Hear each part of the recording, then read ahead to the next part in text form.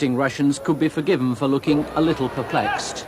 Before their very eyes, a reenactment of the first match at Molineux 100 years ago. Aston Villa the visitors, Dennis Mortimer on the ball. Willie Carr in a Wolves strip of 1889. Jeff Palmer still in the right place protecting Phil Parkes.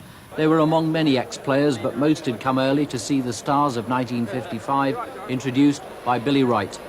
Especially for the people remembered when we played Moscow Dynamo here in 1955.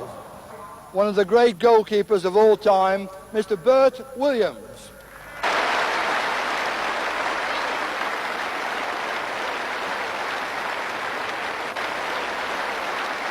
Molineux's newest stand was full of those who remembered and those who could only have been told of the legends. Hi,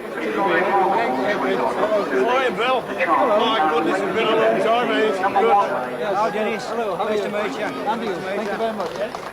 55,000 crammed the ground 34 years ago. Russian footballers were a greater novelty then. The now disused Waterloo Road stand was packed.